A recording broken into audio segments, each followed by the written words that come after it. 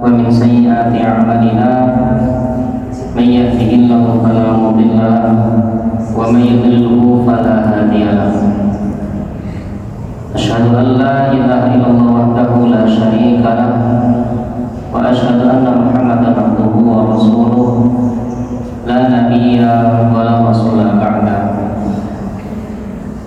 Jamaah Masjid Al-Arqam yang insyaallah dimuliakan oleh Allah Subhanahu wa taala. Alhamdulillah rabbil alamin. Sore hari ini kula lan panjenengan sami tansah tetap pinaringan sehat, pinaringan waktu luang sehingga kita dapat bersama-sama menghidup-hidupi masjid, mengkaji ayat-ayat Allah di rumah Allah. Rumah Allah dalam artian bukan berarti kemudian Allah tinggal di sini, tidak, tetapi ini menjadi satu penjelasan bahwa disinilah kemudian hamba Allah berikhtiar, berusaha untuk memperbaiki dirinya, menyiapkan bekalnya untuk menuju kepada Allah Subhanahu wa ta'ala. Maka mari kita bersyukur kepada Allah bila kemudian di Parengan tadi hujan betul? Jawab ini. Berarti tetap merata, alhamdulillah, dari Lamongan sampai Parengan. Ini kita alhamdulillah betul kehujanan, karena tadi di Lamongan hujan jam 1:30 terus gerimis, 2:30 walaupun mulai terang, alhamdulillah dilihat mendungi geser kalian. Yang di rumah tanggal yang di Lamongan hujan betul, alhamdulillah betul hujan, sehingga tadi berangkat dari Lamongan ke Parengan alhamdulillah betul kehujanan. Walaupun di satu sisi hujan itu bentuk dari rahmat Allah, maka dimanapun dia turun kita wajib mengimani bahwa itu satu di antara bentuk keberkahan yang Allah turunkan untuk menyegarkan tanaman-tanaman, untuk mengisi lahan-lahan kosong. Andai kata kemudian datangnya berlebih, maka itu menjadi tanda. Jadi kalau kemudian Bapak Ibu melihat di salah satu ciptaan Allah itu ada namanya berang-berang, semerak berang-berang. Jadi tiangnya sama hewannya itu kados napa ini? Kucing atau bukan kucing, setuliran itu segede apa? Nah, di dalam salah satu penelitian yang baru-baru ditemukan di akhir-akhir ini, berang-berang itu boten purun urip teng banyu kotor. Dan terus bila banyune budak, itu boten purun urip. Nah, itu menjadi pertanda ketika berang-berang hidup di alam, maka bisa dipastikan airnya bersih, airnya jernih. Nah, termasuk kalau kemudian air itu sifatnya berlebih, artinya berlebih ini dalam tanda kutip menjadi musibah, maka ini ada beberapa faktor-faktor lain yang perlu dicek. Maka yang kemudian diamanai sebagai pejabat misalnya di suatu daerah harus dicek apakah kemudian kebijakannya sudah berpengaruh kepada kehidupan alam, kepada kehidupan antar makhluk. Karena itu berulang kali kemudian imbasnya bukan hanya tersebab bukan hanya karena orang buang sampah, tapi boleh jadi karena sebab-sebab lain yang kemudian menjadikan seperti kelebihan air atau kita sebut dengan banjir itu bukan bisa teratasi. Tapi secara umum Allah sudah menciptakan salah satu diantaranya adalah berang-berang, yang kemudian dalam penelitian itu disebutkan berang-berang menikah fungsinya menjaga stabilitas kehidupan air. Jadi berang-berang itu nggak ada kebiasaan karena dia suka hidup di air yang jernih, itu senang damel kolam. Salah satu keunikan berang-berang itu kalau hidup dia suka buat bendungan kecil-kecil, Pak. Jadi waktu-waktu saukaran tangannya itu dikumpulkan terus bendungan, terus damel kolam piyambak. Dan itu bila berjemaah pasti dicuci dulu, Pak. Dan itu berang-berang. Satu di antara tanda-tanda yang kemudian kalau dia hidup di alam, atau otomatis air itu pasti jernih. Atau kalau bagi orang dulu di antara juga teman-teman yang baru ditemukan, tapi ini bagi orang dulu sampun sudah menjadi kebiasaan adanya capung. Capung kalau bahasanya kemarin kan apa? Kinjeng. Nah, kinjeng. Kalau tembanyong cintrung. Kinjeng ya, kinjeng kalau kemarin kan gitu. Kinjeng itu menjadi tanda-tanda bersihnya satu udara di daerah itu. Maka dulu kan kinjeng karena saat ini juara. Atau yang paling mudah malih wonten malih laron. Laron itu bilih rumiyin pas Ramadan itu pasti wonten laron. Napa pas musim Jawa pasti laron kadang. Hari ini pun Jawa laron dari modal sama sekali. Padahal hal-hal yang kados itu menjadi tanda-tanda di antara bentuk kekuasaan Allah. Diberikan makhluk-makhluk itu kemudian menjadi ciri bahwa Allah sejatinya juga memberikan penjagaan.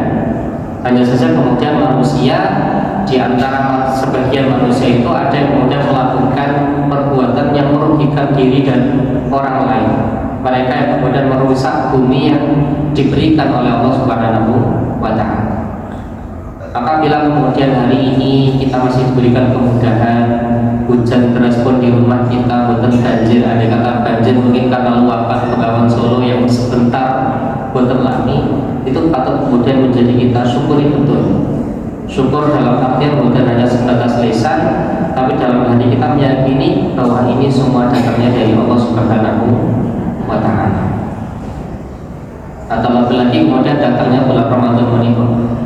Pembuatan kurang-kurang para penceramah, para dai, para ustaz itu pasti tiap datang bulan Ramadan itu menghentikan ayat kutiba alaikumusiyam. Kutiba wae begitu. Lagi boten terus boten ayat malih tak. Pakai mesti macam momen kutiba alaikumusiyam. Dan satu ayat itu yang kemudian kalau dikaji bisa menjadi penjelasan dan penjabaran yang banyak, di mana faidah-faidah puasa di dalamnya. Nanti ada keutamaan bulan Ramadan. Nanti ada kemudian bagaimana mempersiapkan diri sebelum Ramadan. Bagaimana setelah selesai bulan Ramadan apa yang perlu kebiasaan-kebiasaan apa yang perlu kita lakukan. Itu kemudian dikasih di dalam satu ayat bermula dari Al-Baqarah 183. Ya ayyuhalladzina amanu kutiba alaikumusiyam kama kutiba alal ladzina min qablikum la'allakum tattaqun. Nah, dalam perjalanannya maka secara umum ini sakit kita bagi menjadi 3 poin. Yakni menika Ramadan niku ibaratnya wonten inputnya lewat orang-orang beriman, ya ayyuhalladzina amanu. Wonten prosesnya lewat ibadah siang, ibadah puasa, lan wonten outputnya dalam bentuk la'allakum tattaqun. Minangka bila panjenengan bayangankan misalnya badhe masak sego, niku kan berarti inputnya beras, prosesnya niku digodhog entah niku teng panci napa teng mejiko, outputnya niku dados sekul, dados nasi. Maka bila nanti nasinya itu gosong Pak, kan mesti nanti dicek dulu nopo berasnya niki sing elek atau prosesnya niki jangan-jangan toyone kurang. Karena nanti bila toyone kurang ya mboten mateng, toyone kelebihan ibu lodong kan. Maka Ramadan yang sampun lewat lewatan Nabi, ada nanti suatu zaman di mana di zaman itu ada yang kemudian kalimat wayang taribas zaman. Waktu niku ketinggalan tambah suwe tambah cepet. Saniki mboten kraos niku pun angsal kali basa pinten leres nggih. Terus nanti malam pun malam puasa. Padahal kaya-kaya nembe dhewe iki niku puasa tarawih pertama. Wah, satu zaman nanti akan ada masanya kata Nabi wayang taribas zaman. Akan ada satu masa di mana di masa itu waktu itu terasa semakin sempit, semakin pendek. Yang semulanya setahun itu dulu lagi, saat ini setahun ketinggalan kados 3 bulan, kados 3 bulan. Yang sebulan dulu biasanya lama, sekarang udah kelihatan seperti 1 pekan. Yang 1 pekan itu ketinggalan nih, saat ini kados dewi ini mawon dinten Ahad, mawon dinten Senin. Maka di zaman itu kemudian tapi kita diminta untuk bersama-sama berikhtiar betul mempersiapkan bekal kita untuk menuju kepada Allah Subhanahu wa Ta'ala. Dan zaman yang menggunakan Allah Subhanahu wa Ta'ala, di antara kemudian bekal-bekal yang perlu kita siapkan ingin menikah, selain dari yang wajib-wajib. Dulu di pertemuan awal kita sudah membahas tentang bagaimana kemudian para sahabat itu mempersiapkan datangnya bulan Ramadan. Kemudian juga sampun nanti dibahas tentang fadilatus siyam, keutamaan puasa, saged dados junnah, saged dados perisai. Kemudian pernah juga dibahas di bulan Ramadan menika bulan ingkang banyak keberkahan. Di antara keberkahannya bulan iku sinten mawon nglampahi amal ibadah, amal soleh sinapa dados pelipat ganda amal. Nah, wonten malih sing supados boten kesupen. Ibadah napa niku? Yakni ibadah doa. Nah, secara umum doa menika patokane kalih. Niki supados kula iling-iling kali panjenengan ini. Pertama, doa ingkang kasebut doa pokok. Doa pokok niku mawon paling gampang ya napa mawon yang kasebut teng rukun Islam. Itu kita minta kepada Allah supaya apa-apa yang ada pada rukun Islam yang 5 menika boten kita tinggal. Ini supaya tidak lupa kita minta pada Allah. Kados misalnya rukun Islam yang nomor setunggal syahadat. Minangka tiap hari pun boten kesupen sepados ya Allah nyuwun teng Gusti Allah niku ya Allah kula nyuwun sepados syahadat kula niki boten gatal. Boten saged dijual beli. Boten saged kemudian terganggu. Kula boten sirik datang panjenengan ya. Karena nanti kalau ini terganggu kita apai pada urusan syahadat, mungkin sakit kemudian syahadatnya kacau. Yang semula utuh tapi kemudian percaya pada ramalan-ramalan, percaya pada peristiwa-peristiwa tertentu, kados misalnya oleh nabrak kucing sial, macam-macam bentuknya. Atau dengan contoh-contoh yang lain. Atau enggak boleh lewat jalan sana lewat malam hari, malam Jumat. Mbok putune digondol, tak digondol sinten.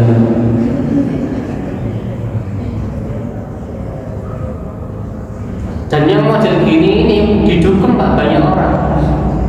Panjenengan dileni kali televisi, mangke lek macene malam Jumat itu pasti film-film horor. Hal-hal yang misalnya hal-hal gaib yang terjadi itu pasti disetel malam Jumat. Padahal ukuran panjenengan sami semerap bilih Jumat itu hari raya pekanan kita. Jadi Jumat itu bukan pada hari yang menakutkan, tapi justru menjadi hari kebahagiaan. Mengingat apa? Mergi umat Islam sedang dan itu kembang ke masjid-masjid. Dan itu personai kada. Potong kuku, damel pakaian terbaik dari itu, sampun siram, pun damel rasukan ingkang sae, damel wangi-wangian. Kan seneng niku. Tetapi ini dikacaukan lewat film. Jangan kalau dulu nonton film itu kan berarti susah nih. Rumingan damel layar tancap. Kalau mboten nate mirsani tapi semangat saking cerita-cerita. Damel layar kaca niku mboten terus saged badi teng karo musiman. Saniki Pak bila jenengan tinggal TV, lepon mlebet Ramadan. Full Pak TV niku film mawon di sini. Pengajian dipindah Pak manten sadurunge subuh di mawon. Atau jam 3 pasti wonten pengajian. Tapi kalau sudah setelah Isya itu full isinya film-film. Pagi full isinya film setelahnya. Terus cari film sekarang sudah tak lihat di TV pun nonton. Kalau nonton tulisan judul bioskop TV nopo pun nonton tadi. Tapi bila kemudian masuk di malam Jumat ya tadi kadang tercampuri. Nanti kalau 7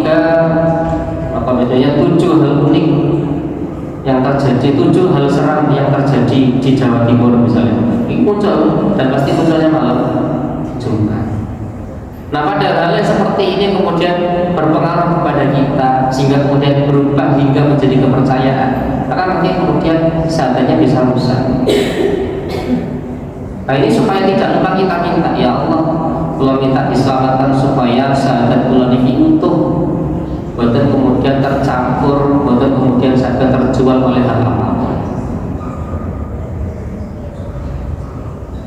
Oke, wonten malih nomor kalih syahadat atau syahadat sholat.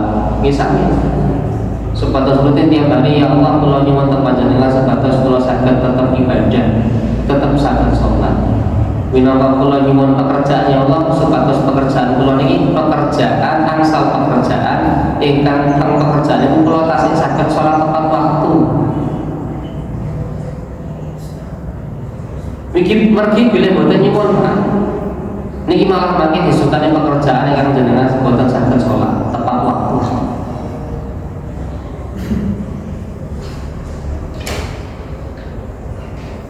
Mungkin bila shiftnya shift malam mungkin lebih longgar. Nah, bila merdamel ini mulai jam 10 pagi sampai jam 10 malam, itu pun kehilangan sekawan sholat.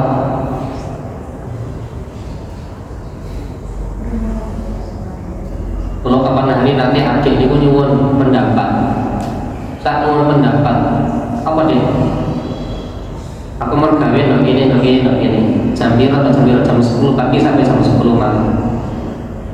Selain kalau biarkan supaya dapat pengalaman, tapi kalau kencengi, lek sholatnya susah, mending ditinggal, cari yang lain.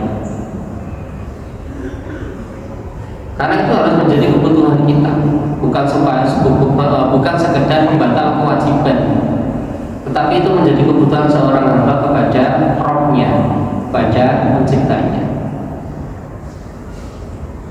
Kagem zakat, memangnya mana zakat? Zakat, sholat, zakat, puasa, terus haji, termasuk ibadah perdalamnya. Sepatos ini yang pokok supaya tidak lupa diminta sepatos zakat ingkang kata. Dan zakat itu secara umum 2,5% ya. Boleh misalnya, ya Allah, kalau badai zakat, pengen zakat sekali zakat selawi toyo, bukan berarti penghasilannya di atas itu.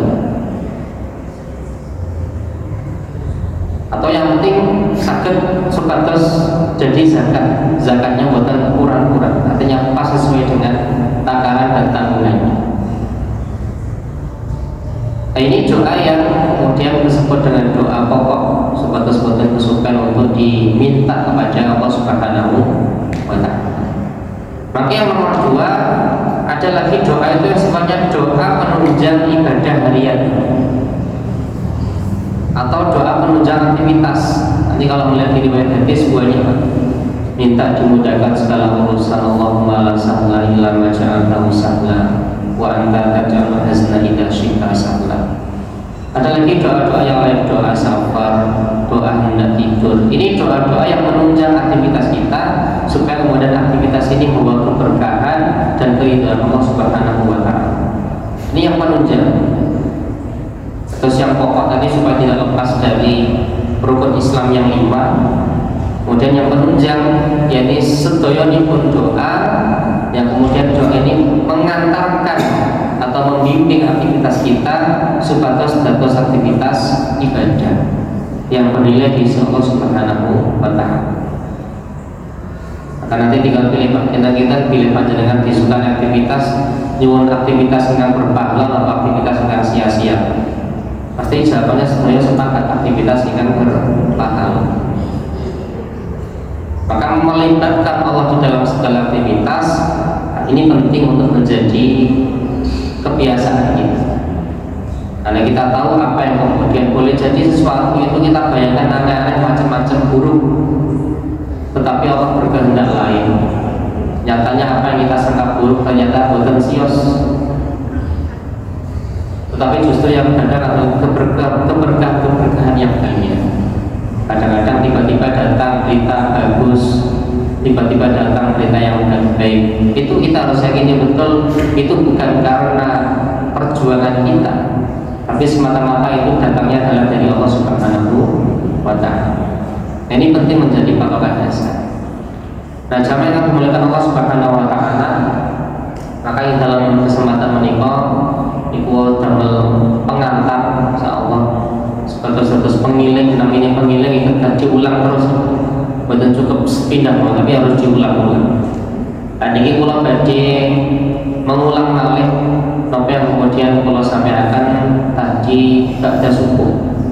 Barangkali ini sebatas kula mboten sumpe dengan walaupun sumpe, dan insyaallah ini mungkin kita terus amal jariah dan sinten mawon ingkang sampun nyampaikan.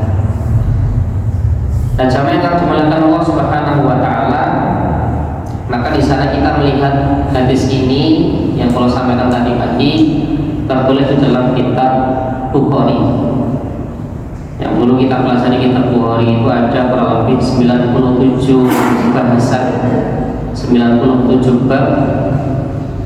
Di sana nanti ada di masing-masing bab itu banyak penjelasannya. Kalau kitab Shaum atau kitab Siam kemarin kita belajar di urutan yang ke-30. Nah, kitab hadis ini oleh Imam Bukhari disusun secara sistematis Pak, berdasarkan bab-bab. Tujuannya apa? Untuk memudahkan siapa yang membaca, sehingga bukan dipisah-pisah berdasarkan turunnya tidak. Kalau riwayat turun nanti ada di dalam sanadnya, ada di dalam syaratnya. Tetapi untuk pembagian-pembagiannya ini dibagi berdasarkan satu bahasan bab. Terus ketika nanti ada babul iman, nanti semuanya berbicara hadis-hadis yang berkaitan dengan iman tersebut nanti di sana. Sehingga ini dengan harapan untuk memudahkan siapapun yang hendak membaca ini. Nah, diantaranya adalah ada satu bab khusus yang bab ini kemudian ditulis di bab yang ke-32 di subtopik atau subbab atau bagiannya lagi yang nomor 5. Di sana ada kalimat idza dakhala asyru, ada kalimat lain di dalam riwayat lain idza dakhala asyru Ramadan atau asyru fi Ramadan. Kalau di dalam kitab Bukhari disebutkan idza dakhala asyru, apabila telah masuk 10 Ramadan. Kalau sebelumnya di sini nanti kita temukan diriwayatkan oleh Aisyah, yakni istri beliau. Nah, di sana nanti ada beberapa faedah Bapak Ibu kenapa kemudian hadis ini diriwayatkan dari jalur yang secara jenis dia adalah perempuan. Kenapa tidak diriwayatkan oleh Abu Hurairah? Kenapa kemudian tidak diriwayatkan oleh Thalqah bin Ubaidillah dan sahabat-sahabat yang lain? Di antara utamanya adalah perintah Nabi menikahi Aisyah itu memberikan gambaran bahwa yang pertama, menikah di dalam Islam itu perempuan dijaga, perempuan dijaga, juga diberikan kesempatan mereka untuk menuntut ilmu, dan ini dalam jangkauan yang aman, artinya sampun ada yang menjaga.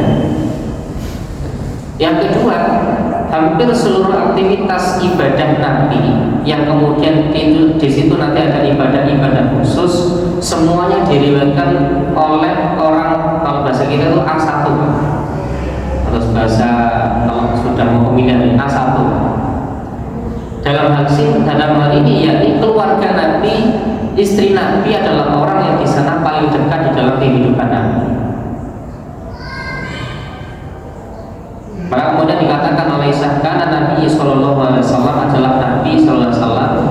Karena di sini saat mana bahasa nanti ada 3 bagiannya.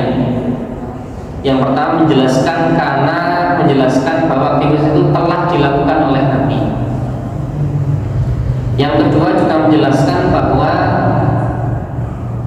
ketika sesuatu dibandingkan dengan karena itu sendiri di dalam riwayat hadis, maka aktivitas ibadah itu sudah menjadi kebiasaan Nabi. Maka ada yang kemudian menerjemahkan karena Nabi Sallallahu Alaihi Wasallam diterjemahkan adalah Nabi terbiasa. Ada yang menerjemahkan nanti begitu.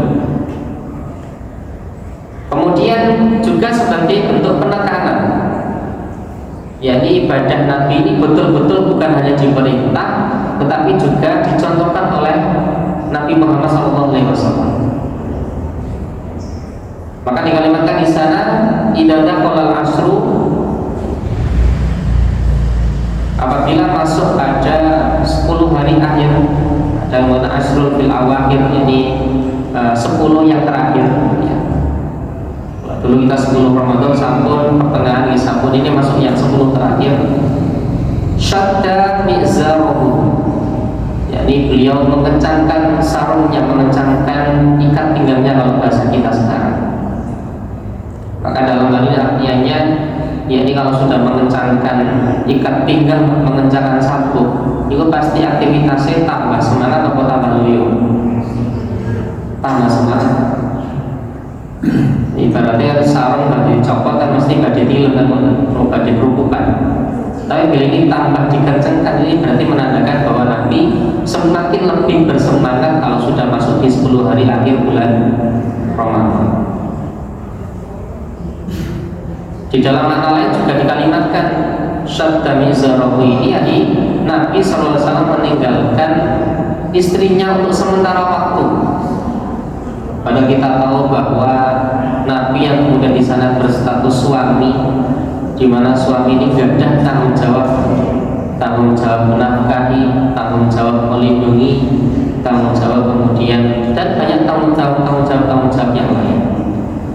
Di satu sisi ini juga memberikan isyarat supaya tanggung jawab ini buatan kemudian terbalik, buatan sampai aktivitas di luar rumah itu lebih banyak daripada aktivitas di dalam rumah, kecuali aktivitas-aktivitas yang memberikan manfaat pada hajat orang banyak. Maka ibu harus ikhlas bila ditinggal bapak.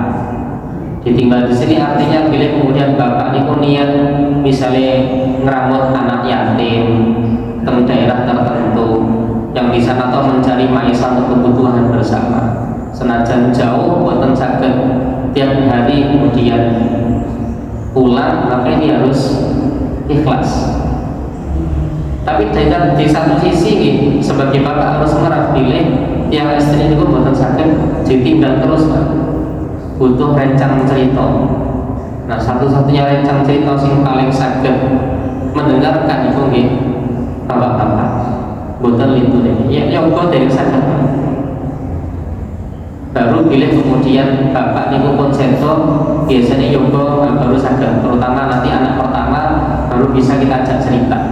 Karena nanti secara psikologis di sana ada beban yang kemudian diberikan Allah padanya, dan itu hanya sangat diterima oleh laki-laki. Walaupun nanti kalau dalam penelitian laki-laki itu mungkin sesekali guyon sekali gudong itu normal, Pak. Justru bila laki-laki ini mboten nanti gudong malah mboten normal, Pak. Bagi laki-laki ada otak bermain, itu biasa. Tapi kalau berlebihan ini yang kemudian berbahaya. Karena kadang-kadang konten yang itu visualnya konserpo, jiwanya kasih anak-anak. Nah ini bahaya banget. Nah sing benar pripun, anak-anak tetap dados anak-anak, yang sepuh tetap dados jiwanya pun jiwa dewasa. Nah ini ampun kebalik bagi bapak-bapak untuk banyak aktivitas di luar. Bila kemudian sudah longgar, aktivitas yang kemudian berhubungan dengan orang banyak sampun selesai, maka disuruh untuk banyak di rumah membersamai keluarganya. Nah Nabi di mana tanggung jawab keluarga sebagai kepala keluarga yang seperti ini mawon, itu dimintakan izin untuk kemudian ditinggal. Dalam rangka apa? Tadi syaddan izarahu, kebutuhan dengan terutama dengan istrinya ini ditinggal. Tadi yang kalau sampaikan kebutuhan hajat biologis itu di pending dulu, Pak, kalau sudah masuk akhir Ramadan. Bukan kemudian dilarang. Jadi Nabi membiasakan diri untuk menunda dalam rangka apa? Mencari keberkahan dalam rangka maksimalkan ibadah di bulan Ramadan. Maka kemudian dikalimatkan lagi dari situ, setelah Nabi syadda izarahu, senantiasa beliau itu mengencangkan ikat pinggang, mengencangkan sarungnya. Maka di sana nanti ada kalimat wa ahya lailahu, dan senantiasa menghidupi malam-malam, yakni menambah aktivitas ibadah di malam hari yang semula kemudian kalau malam hari itu dipakai istirahat, ini diberikan waktu atau porsi berlebih. Kenapa tidak di siang? Karena kalau insya siang itu siang pun sakit. Karena di ibadah siang itu kita menahan puasa, artinya menahan makan, menahan minum, menahan syahwat, ini dari kemudian subuh sampai dengan maghrib. Insya Allah sedaya ini pun bahkan didamel tilam terus tangi sholat, tilam malih tangi sholat saged Pak.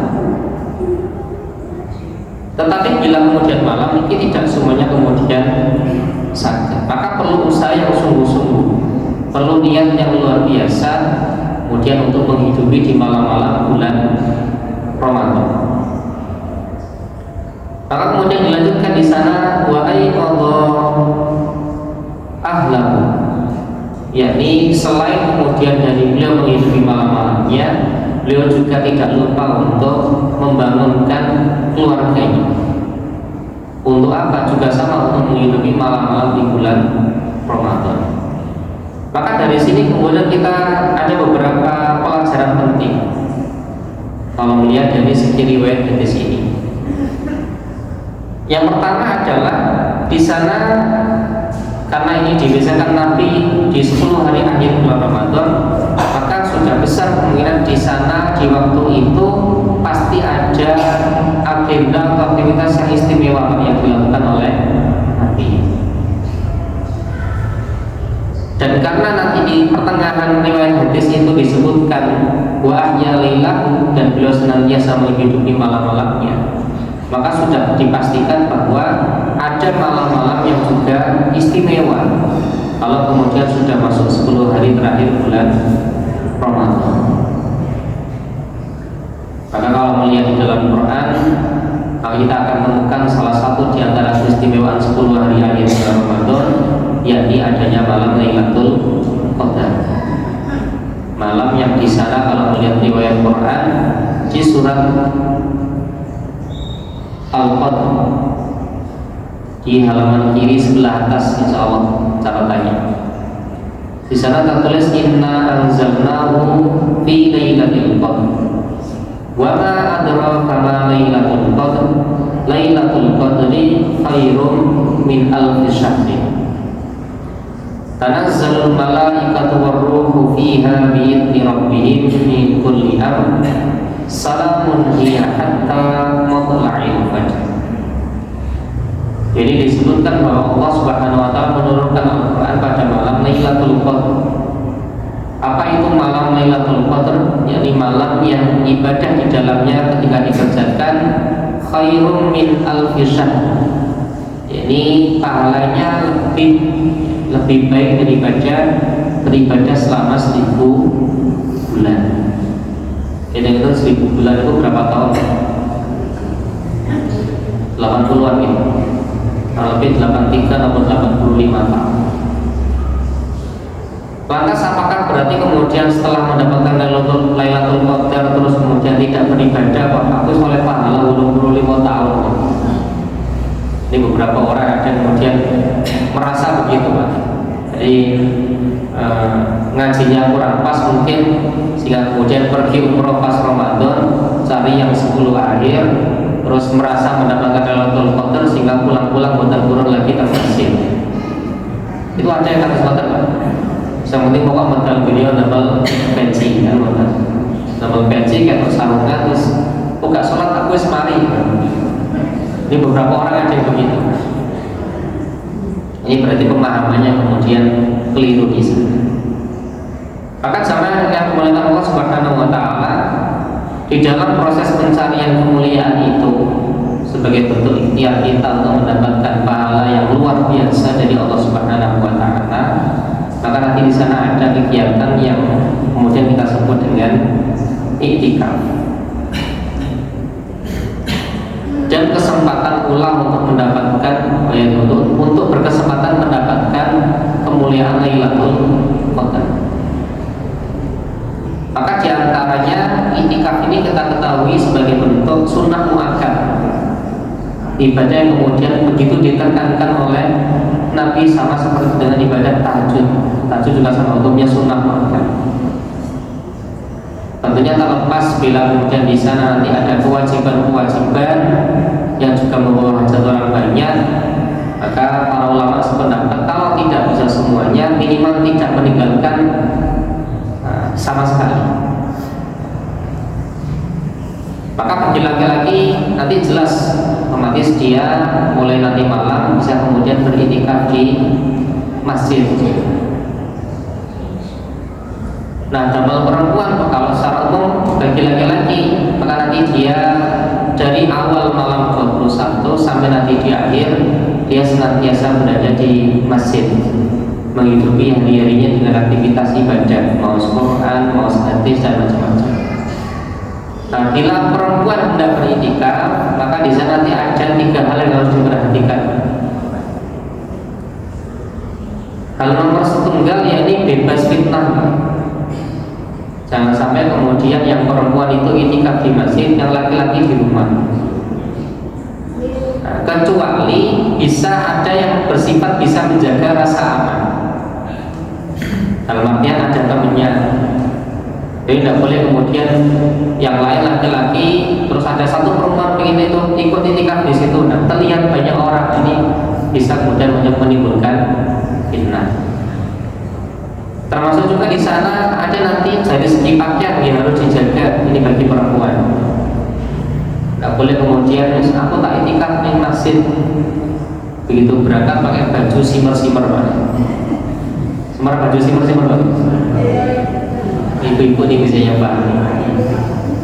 Atau baju yang menerawang, baju yang nyetak sehingga kemudian anggota tubuhnya terlihat. Ini juga perlu diperhatikan. Nomor kali tempat itu aman, artinya aman tadi terpisah. Kalau masih menjadi satu, kemudian perempuan hendak beritikaf di sana full, artinya full selama 10 hari di masjid, maka ini kalau tempatnya tidak aman, ini juga kurang pas. Aman di sini artinya dia terjaga, perempuan berarti khusus untuk perempuan satu tempatnya, laki-laki khusus untuk laki-laki. Tidak boleh kemudian nanti ketika malam harus bercampur, kamar mandinya harus bergantian, itu juga tidak bisa. Harus benar terpisah. Kemudian yang ketiga, bagi perempuan di antara syaratnya kalau ingin untuk beriktikaf di masjid full selama 10 hari akhir bulan Ramadan, yakni adalah boten gadah kewajiban khusus di rumah.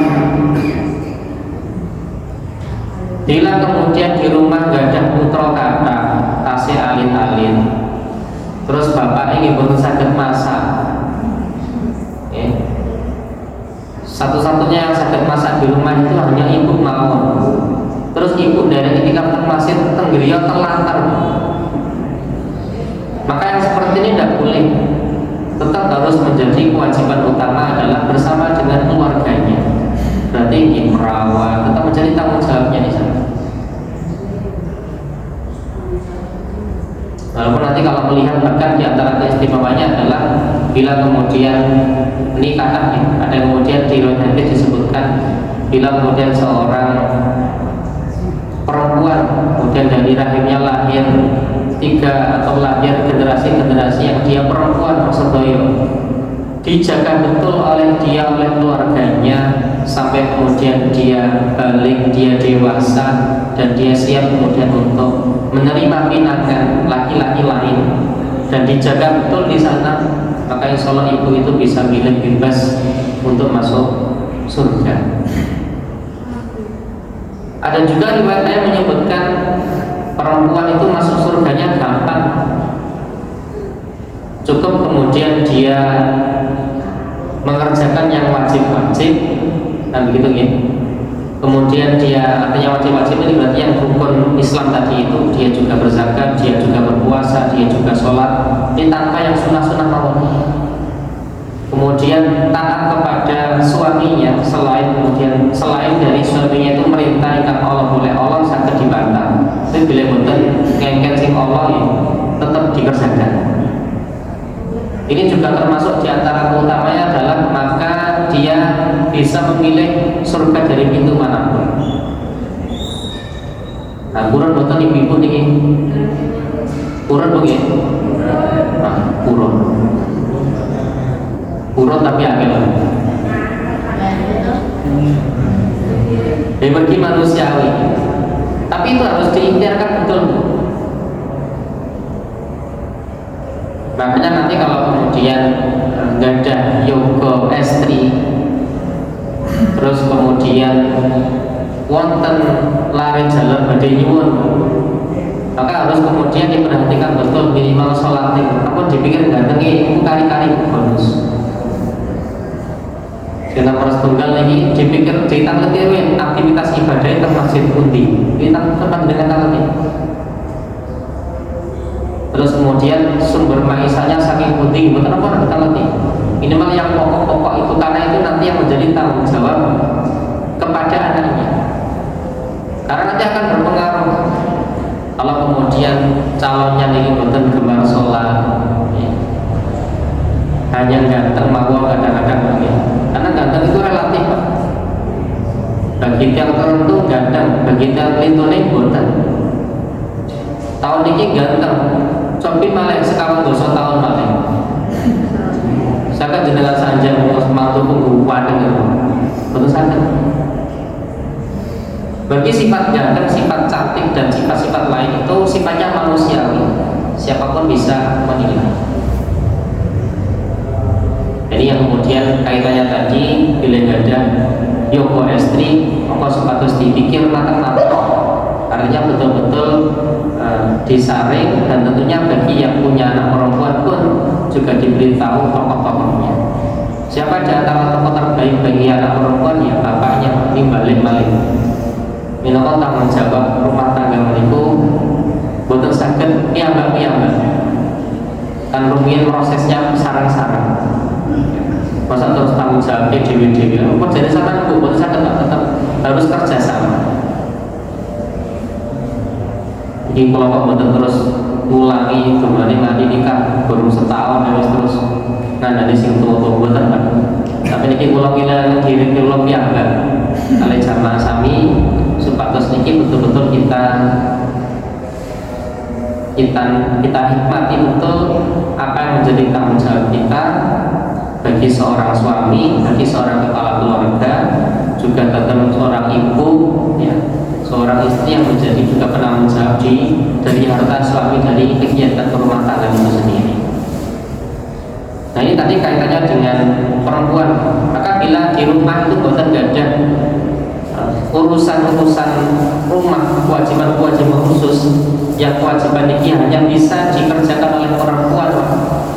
Atau menyusui kan itu sakit perempuan awal, yang jalan bukan sakit. Perempuan ini sudah auto menjadi bentuk tanggung jawabnya. Maka bila di situ tidak ada kewajiban-kewajiban itu, kemudian tempat itu aman, pakaian ini tidak membuat pakaian aneh-aneh, kemudian di sana juga tidak ada fitnah. Ketika perempuan itu datang ke masjid, maka kemudian dia diberikan kesempatan untuk melaksanakan iktikaf.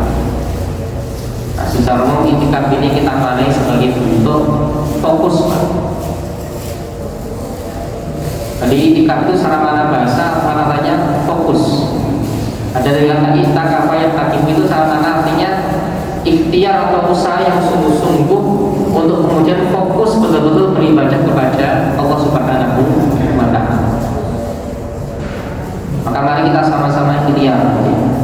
Artinya ikhtiar kita dibilang kemudian boten sakit sepenuhnya sakit datang masjid, maka ampun ditinggal sama sekali. Artinya kita berusaha untuk mencari itu. Karena siapa tahu kemudian Allah, kita betul-betul meminta pengharapan kepada Allah, gitu. Kemudian kita betul-betul yakin bahwa ini nanti akan mendapatkan pahala yang besar di sisi Allah Subhanahu wa Ta'ala. Nah kita usahakan. Bahkan pada kondisi-kondisi tertentu, ahyalailahu ini bukan semata-mata hanya di masjid, di rumah pun boleh untuk menghidupi malam-malam. Bahkan di antara sabda Nabi itu kita diminta jangan jadikan rumahmu itu seperti kuburan. Kata sahabat tanya, wahai Nabi kenapa disebut begitu?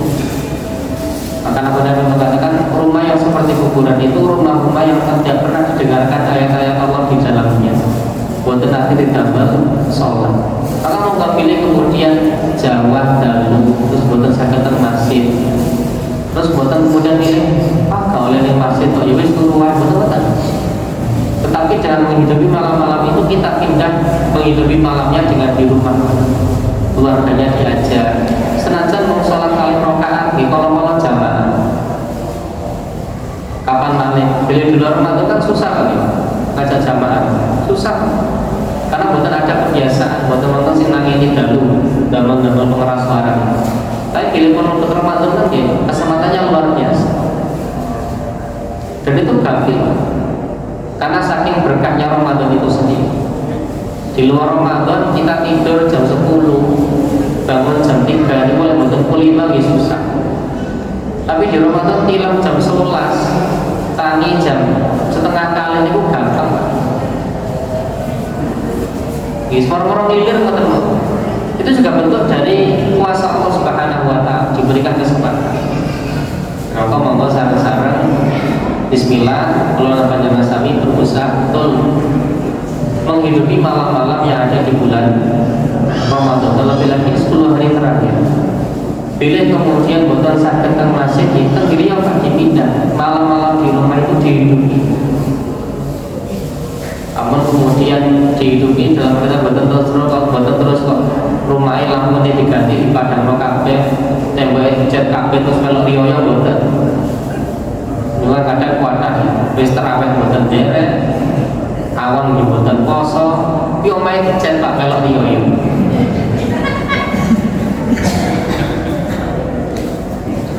Jadi kadang-kadang lucu. Yang lebih bahaya kali itu jajannya anyar-anyar.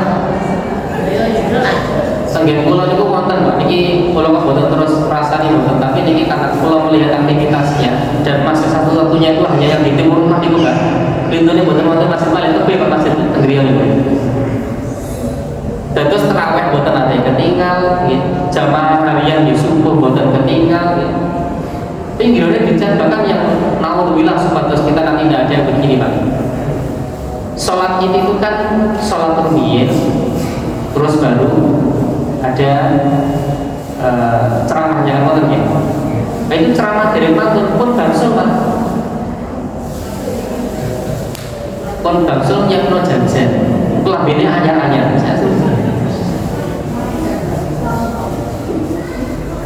Jadi buat terus kalau ngerasa di dunia aku sih sebenarnya lo kelambinnya kalau jalannya apa nih buat tetap boleh. Kalian pula insya Allah aman pergi istri sakit jahit di apa. Jadi itu nih kalian bukan sakit jahit berarti tugas. Ya betul apa makanya dia kelamin masih tapi yang pun kesempet pilih Ramadan itu juga tetap harus kita hidup-hidupkan. Dari pakai patokan yang paling mana yang paling mudah kita bilang kemudian bukan sakit full maka pun ditinggal sama sekali. Dicoba Pak dihitung 10 hari ke depan ini mana kira-kira yang ada, mana kira-kira pulau panjenengan sami sakit menyisihkan waktu sejenak kalau enggak entah semalam atau 2 malam atau 3 malam kita kejar keutamaan itu supaya mendapatkan Lailatul Qadar. Maka juga sama diriwayatkan oleh jalur Aisyah. Ini diantara keistimewaan kenapa kemudian Nabi itu diperbolehkan dan diperintahkan Allah untuk menikahi istri-istrinya itu dari beberapa jenjang usia yang berbeda. Di antaranya yang tadi kalau sebutkan pada ibadah-ibadah khusus di mana hanya keluarga A1 yang semerang. Itu maka riwayat hadisnya diambil dari keluarga terdekat. Nah karena Aisyah ini masih muda, maka otomatis kecerdasannya masih prima. Kalau yang sepuh-sepuh kan hampir besar. Kalau kami membaca hadis beberapa belum ditemukan, belum pernah menemukan. Kita nanti itu sudah tulis materi. Tapi paling banyak aktivitas ibadah Nabi itu kemudian yang berkaitan dengan keluarga inti. Seperti misalnya nanti di sana ada tentang bagaimana perempuan yang mandi junub dan sebagainya. Itu pasti disebutkan oleh jalur dari istrinya nanti. Dalam hal ini Aisyah yang di masa itu Aisyah masih muda. Karena muda itu kan energi semangat. Ini juga menandakan di zaman itu pula bagaimana kita tahu bahwa perempuan-perempuan itu kemudian dijadikan budak, yang dijual untuk orang dulu. Datang Islam merubah konsep itu, bahwa perempuan itu diutamakan. Bahkan sampai dibahas nanti ada fikih wanita tersendiri. Kalau fikih pria jarang kita melihat istilah itu. Kalau fikih wanita jelas urusan perdarahan itu jelas. Urusan kapan kalau perempuan setelah hamil, kapan dia setelah melahirkan, kapan dia boleh kemudian ibadah sholat lagi, kapan, apa ciri-cirinya, apa tanda-tandanya, itu dijelaskan rinci. Dalam rangka apa? Bahwa perempuan juga pemilihan-pemilihan di dalam Islam.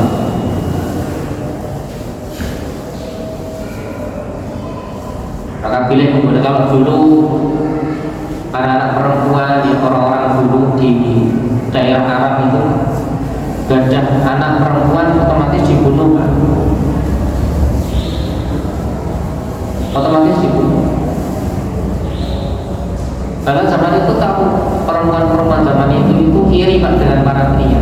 Saking cerdasnya para sahabiah itu iri dengan aktivitas dengan laki-laki. Sehingga ada itu yang protes kepada Nabi, wahai Nabi, enak ya laki-laki itu. Tuh, laki-laki itu enak, iya. Mereka bisa beribadah, ya. Mereka bisa kemudian sholat setiap hari, mereka bisa mengaji Quran setiap hari, dan seperti itu. Zaman saat ini kan terbalik lagi. Tiang jalur seiri teng tiang estri. Enak ya orang itu soprai sholat. Itu terjadi loh. Kalau nanti senajan guyonan, tapi itu sudah jadi pikiran.